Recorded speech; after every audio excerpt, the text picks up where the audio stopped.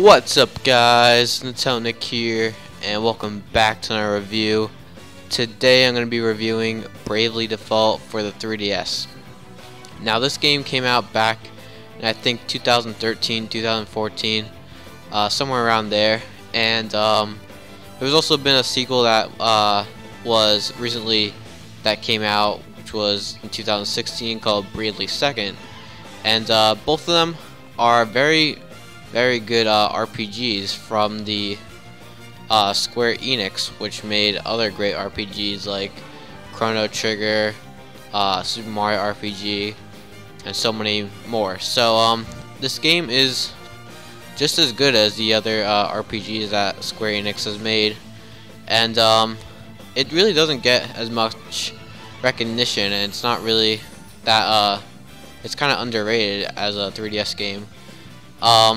It has some very unique concepts to it, and the characters and story is very well done. I did like the story quite a bit, and also the characters, even the bosses. There are so many bosses, and yet each one of them has their own personality and traits to them, and it's pretty awesome. There's also a lot of customization in this game, and it's really unique for an RPG game. You can change the class and the job of each character. You can change the special ability that they have. You can change their abilities. You can change their special attacks. You can rename their special attacks.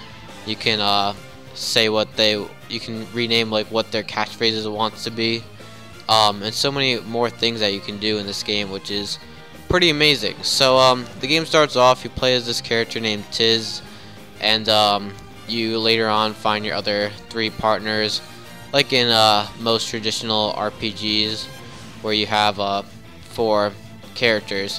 So you find these other allies with you, and you're basically trying to save these 3, or actually 4 crystals from and like giving light to them, basically. And you're accompanied by this fairy named Aerie, and the real title of Bravely Default is Bravely Default: The Fairy Flies, and the last bit of the title, The Fairy Flies, is actually significant to its true ending, which the ending, I have to say, the last 3 chapters, if you want the true ending, is really annoying, and I have to say it's definitely not something I recommend doing. As for the gameplay itself, like I said, you can change the different jobs, you can have different abilities, and like I said, there's a lot of customization. You can be you can have like one character be a black mage, you can have one being a white mage to heal everyone. You can be one guy to be like a warrior and do a lot of damage. You can have one guy to be like a summoner that summons these different weird and wicked creatures or abilities and stuff like that. And it's really cool. I also like that there's a lot of features that you can actually take out or add in for this RPG to make it more fun or more excessive and more the way you want it. Like, you can change the encounter rate. Like, if you want to grind out, you can change the encounter rate to 100% more enemies to appear. Or if you don't want to battle and you want to get to the boss, or you have to get to a save point, you can turn the encounter rate to negative 100%. So that means that there's 100% less enemies to appear. Or if you want something in between, you can actually have 50% more enemies to appear, or 50% enemies less to appear, which I thought was really cool. And I think more RPGs should definitely do that, because especially like games with a lot of random encounters sometimes can be annoying to constantly do that. And especially in this game, towards the end, you really don't want random encounters, so it really does come out to be helpful. Yeah, so this game, it's very confusing if you don't know what you're doing, because some of the things that you need to like unlock and get are not really, I guess, told out to you. Like there's this village that you have to recreate, and by doing so you get a ton of good things, like a ton of customization with your special attacks. So like you can get like more attack power, you can get specific element that an enemy is weak to. Like you can have your special attack to be lightning based or fire based or water based or wind based, and that will reflect on basically the enemy's weakness and will help you out. But sometimes you wouldn't know that if you didn't like look at your village. And the thing is, like, you actually have to wait a certain amount for that to like kind of build. It's kind of like Clash of Clans in my opinion, where you have to like select a thing to build on, and then it has like a time limit, and then you have to wait until you get that time limit to go over, and then you will be able to get it. And you have like, you can have like multiple villagers, because you get like a certain amount of villagers, and you get more with Street Pass or online with meeting other people. And with that, you can actually add more villagers to one specific thing that you want to work on, so that you can fast forward it. So like if two people are working on something and it's like a 12-hour wait, it would be a 6-hour wait instead if you have both of them work on that one thing to get like maybe your attack power up for special attack, or to get like a lightning based attack for your special attack, or like maybe some potion or high potion or something like that, which I found pretty cool that you can get some good stuff in that area. But if you don't know about it, you kind of are screwed, and you don't really know what you don't really know about it, and you are kind of at a disadvantage. There's also this ability that is exclusive to this game, which hence the title Bravely Default, where you can either brave or default. And by braving, you can brave up to I think 4 times, but by doing so you can attack 4 times or heal 4 times or whatever. But by doing so, you wouldn't be able to attack, heal, or do whatever for 4 turns. So you'd have to wait unless you have a certain amount of BP, which with defaulting, it's basically Guardian, and then when the turn's over, you get 1 BP. So then if you want, you can actually brave and do 2 attacks in that turn and still be able to attack the next turn, which I found really cool. And so like if you have like a weak enemy, you can just brave like 4 times and attack that enemy 4 times, so that you can just get it over with and not have to worry, and then just like move on. And I found it really helpful. I also found like that it was really helpful to optimize your equipment, which you can do by the equip screen. You go to the equip screen and you click optimize, where it basically just gives you the best gear that you have in your inventory to that one character. And I found that really helpful, so that you don't have to constantly scroll through the inventory and like pick your hat, pick your armor, pick your weapon, pick your shield, pick your pick your accessory and all that stuff. Instead, you can just click optimize, and it just gives you the best items that you have. As for the story is pretty good, and it has a really good plot twist at the end, which is the true ending.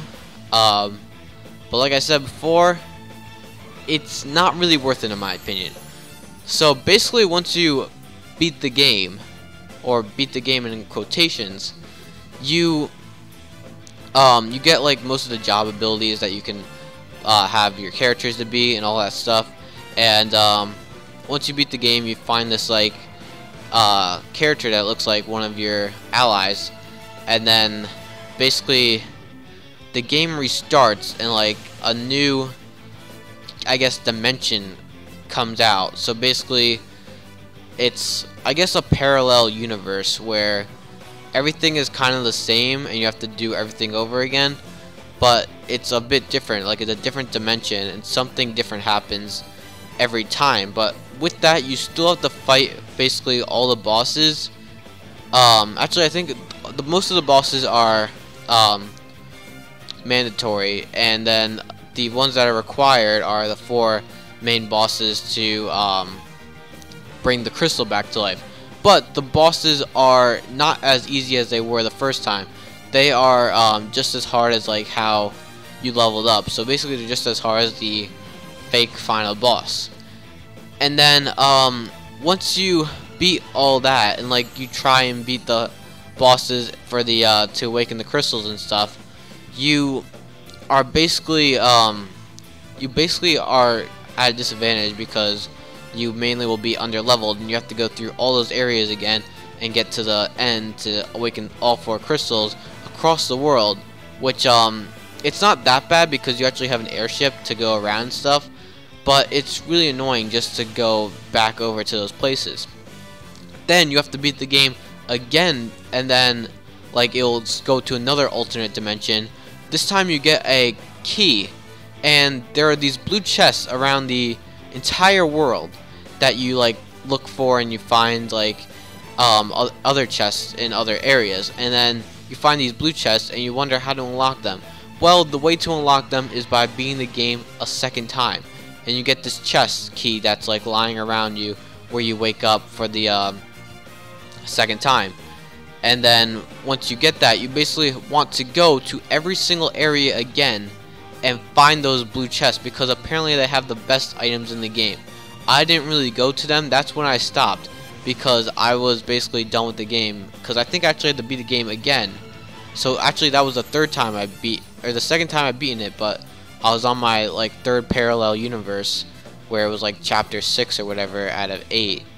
And then you get this chest key and you kind of want to go to the blue chests all over the entire world that you kind of forget where they are, but you have to go back and get them because they're the best items in the game. Also, you kind of want to steal the items from the previous bosses that are mandatory, because they're also the best. They also have the best items in the game. And once you've beaten that, you have to actually beat the game again. Another parallel universe appears, and it's just really just an annoying process. And I don't get why many people don't really talk about this, but it's really annoying. Like, I understand it for like a game, like for replay value and like after you've beaten the game, but in order to beat the game you actually have to do this all over again basically, and it's just such an annoying process. Now once you get all through that, you can actually do it before in chapter 5, where when you're awakening the crystals you actually have to destroy them, which activates the ending. And then because apparently, spoiler, the final boss is your companion Eri, and she's just letting you power up these crystals to help her, but it's really for bad and not good.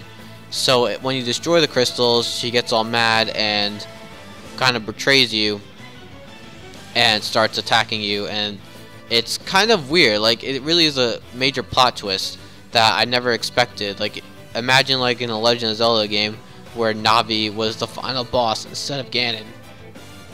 So it would be really weird to see, but like if Navi was the final boss instead of Ganon, that would have been really weird. But it's basically what is done in this game, which is really weirdly done. And also, final form of her is not what like a little fairy. It's actually like a monster form, and it really caught me off guard when I saw it on YouTube, because I didn't really want to go through the good ending and go through all that stuff.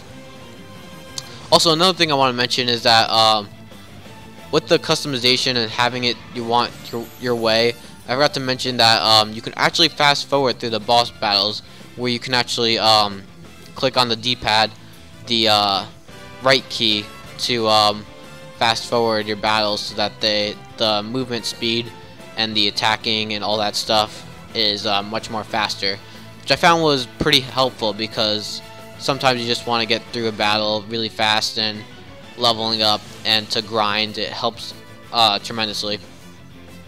Other than that, there are a bunch of towns and areas throughout the world that you get better items and weapons, and you learn new abilities too. Like in most of the towns, there'll be like a shop where you can actually buy spells, and that's the only way to get the spells.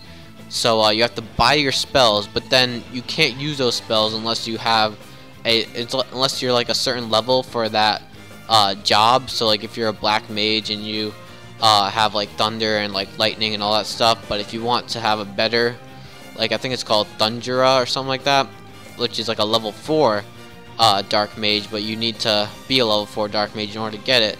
But then in order to really get it, you actually have to buy it for real in order to actually use it. So you don't like learn like casting, and you don't learn spells. You actually have to buy them, and then you have to actually learn them by leveling up also. So there's kind of 2 steps to getting spells or other casting things. There's also summoning, where the summoning spells, in order to get them, you have to survive against a summoning spell where there'll be this guy who will shoot summoning spells at you, and you have to survive it in order to obtain it, which I thought was pretty cool, and I really enjoyed. But yeah, there's a lot of jobs in this game, and you can be anywhere from a thief to a red mage, a black mage, a white mage, a sword master, a ninja, black knight, I think. There was like a hunter, I forget what the other ones were, but there are quite a bit of jobs, and there's a lot of customization, like I said, which I felt like was the best part about this game. But the consistent like going through the parallel universes, as though it is cool and stuff, like going through it and like going through all the enemies and constantly having to grind because the bosses continue to get harder, was kind of annoying, and that's what kind of made me lose interest in the game. Because like the game kind of did get boring towards the end, but the fact that you had to go through everything over again basically made it even more boring and made me actually lose interest in the game. So yeah, I recommend going through the, I guess the not the true ending, but the actual ending for Bravely Default, by destroying the crystals instead of having to bring them to life. So yeah, that is my review for the for Bravely Default. Thank you guys all for watching. If I would to rate it, I'd probably give it an 8 out of 10. It's a good game, but has a lot of customization, but it is really boring towards the end, especially if you want to get to the true ending, with the repetitiveness of fighting the bosses and going through all the areas and all that stuff. It's kind of annoying. So but anyway, thank you guys all for watching. Make sure to like, comment, subscribe, and stay tuned for more reviews right here on Town Nick. Bye.